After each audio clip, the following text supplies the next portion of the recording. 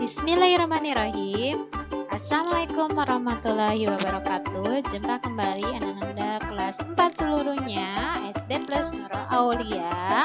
Dengan kami tim guru kelas 4, ada Ibu Guru Suci, Ibu Guru Yuni, dan juga Ibu Guru Erni.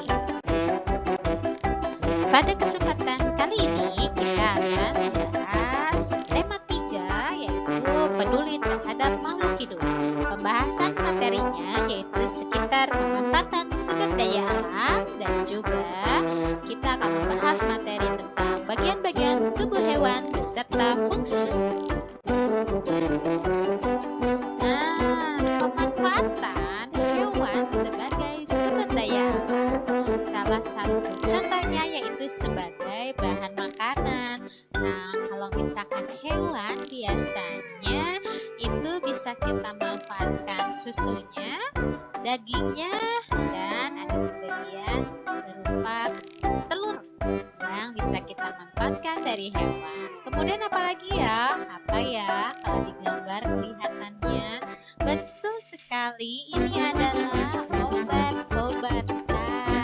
Ya, hewan juga ada yang bisa kita manfaatkan sebagai obat-obatan.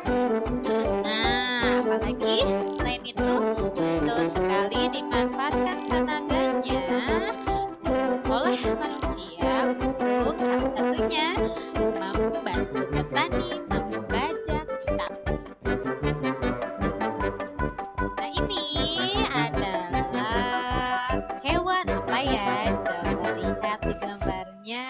Gambarnya berupa apa? Betul sekali, ini adalah ayam. Ayam ini sepertinya sering sekali kita manfaatkan dalam kehidupan kita sehari-hari. Contohnya saja, lihat di gambar, apa yaitu? Betul, daging ayam. Daging ayam ini sangat digemari oleh kalian tentunya ya. Kemudian bisa dimanfaatkan juga telurnya, telur ayam. Nah, apa ya manfaatnya? Ternyata daging ayam dan telur ayam ini dia kaya atau tinggi protein. Nah, apa itu protein? Protein itu sejenis asam amino ya, yang sangat dibutuhkan oleh tubuh. Manfaatnya yaitu untuk membangun otot kalian sehingga kalian menjadi kuat dan sehat tentunya. Kemudian ternyata dengan memakan daging ayam itu merupakan anti depresan alami. Nah, apa itu artinya depresan alami? Itu adalah meningkatkan kadar suasana hati menjadi senang. Nah, itu yang namanya anti depresan alami. Jadi kalau misalkan kira-kira kalian sudah penat gitu ya belajarnya, moodnya sudah kurang bagus, nah makan makanan seperti ayam ataupun telurnya maupun dagingnya itu dapat memperbaiki suasana hati. Ya, ini adalah hewan berupa sapi. Nah, di sini ada termasuk kerbau. Hewan sapi dan kerbau biasanya kita manfaatkan yaitu daging dan juga tenaganya. Biasanya tenaganya ini tadi Ibu sudah bilang di awal bahwa banyak sekali dimanfaatkan oleh para petani untuk membajak sawah. Walaupun sekarang sudah banyak traktor ya, tapi masih ada loh petani yang menggunakan sapi atau kerbau untuk membajak sawahnya. Nah, ini adalah manfaat dari hewan kerbau dan sapi jika kita mengkonsumsinya.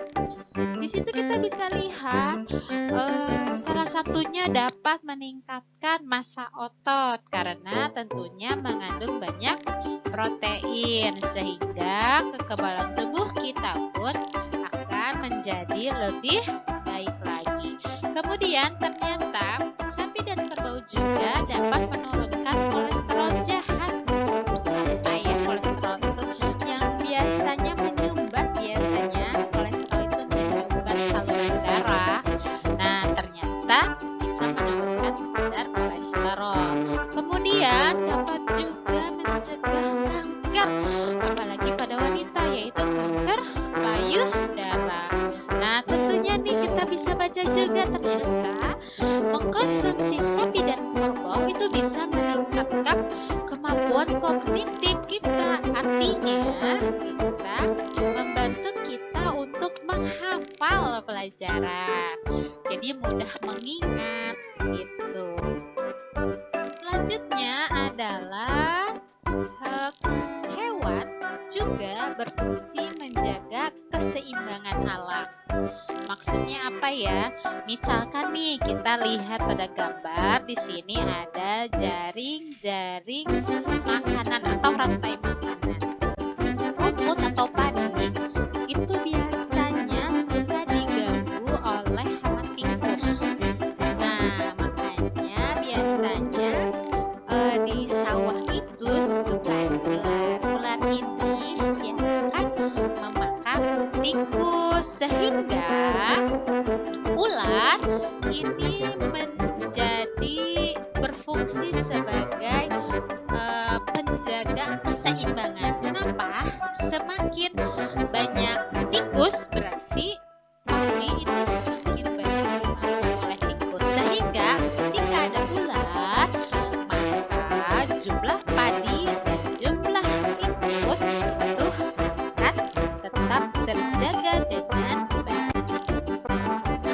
Nah, kemudian bagaimana ya cara menjaga keseimbangan alam agar alam kita tetap utuh, baik, dan juga tidak rusak? Salah satunya yaitu tidak memanfaatkan hewan secara berlebihan, apalagi kita membuat hewan-hewan tersebut menjadi punah atau semakin habis keberadaannya. Jadi tidak boleh sembarangan, tidak boleh membabi buta, ya. Jadi harus sesuai dengan kadarnya. Kemudian juga tidak merusak tempat tinggal hewan. Kalau kita merusak tempat tinggalnya, maka keberadaannya pun akan terganggu jumlah hewan tersebut. Kemudian tidak juga memburu hewan-hewan yang sudah langka. Kenapa? Nanti akan habis ya.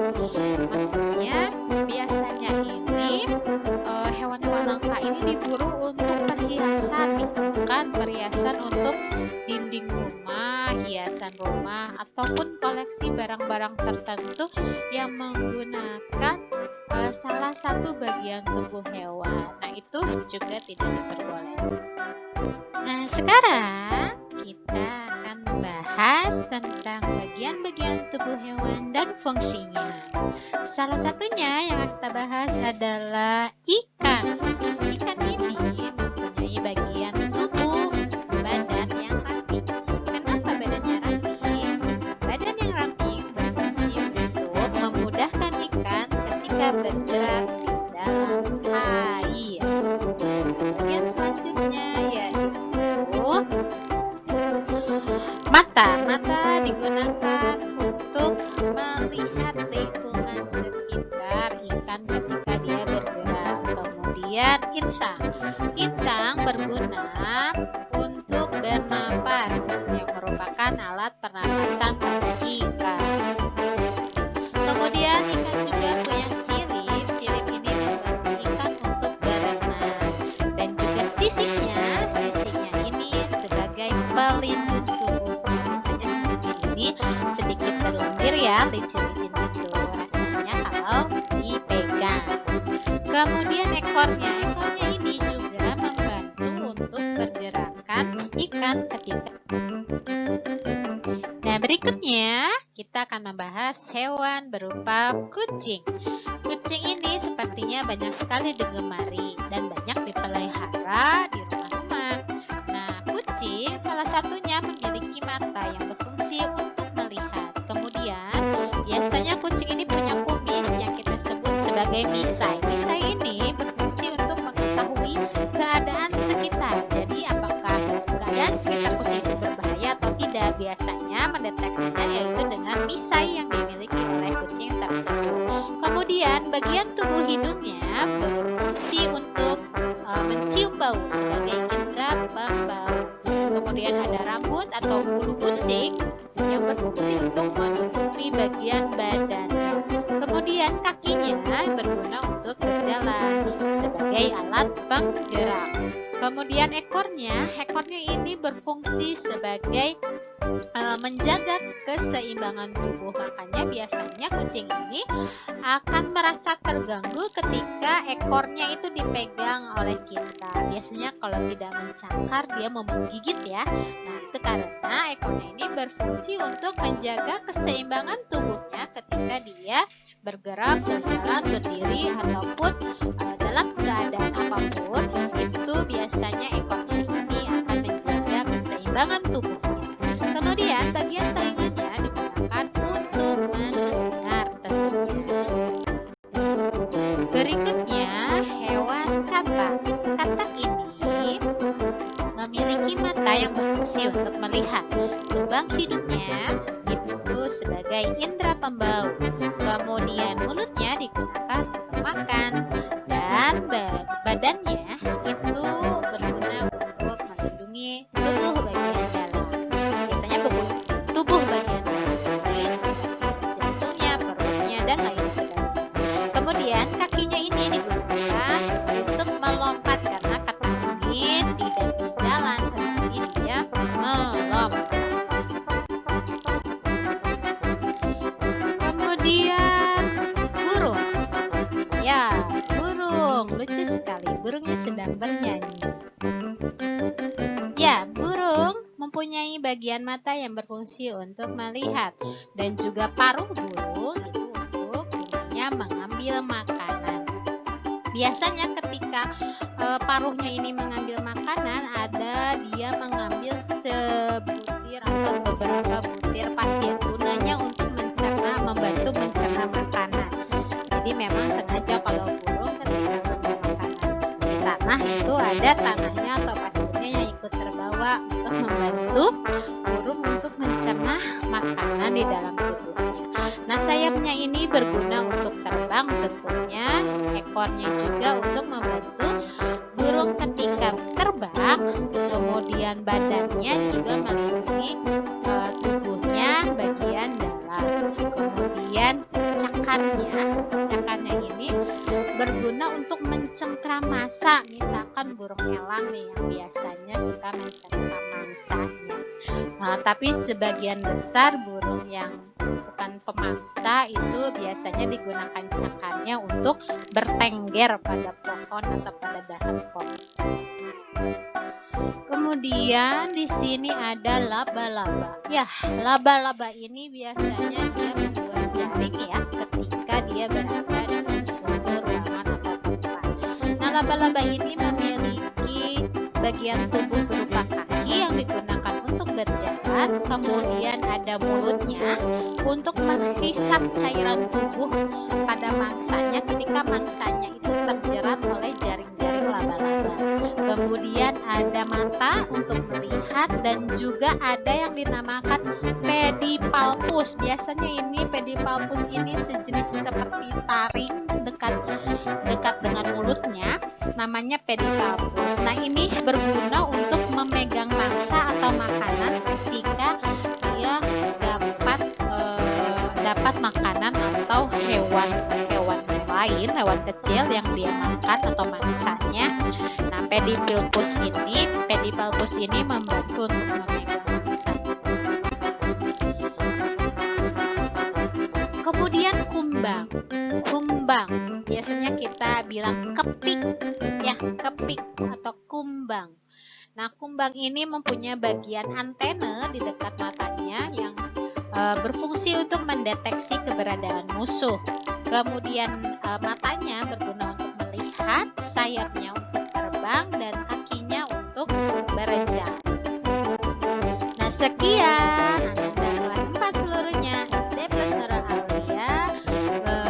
Begitu penjelasan dari Ibu Guru. Sekian dan terima kasih. Wassalamualaikum warahmatullahi wabarakatuh. Sampai jumpa lagi.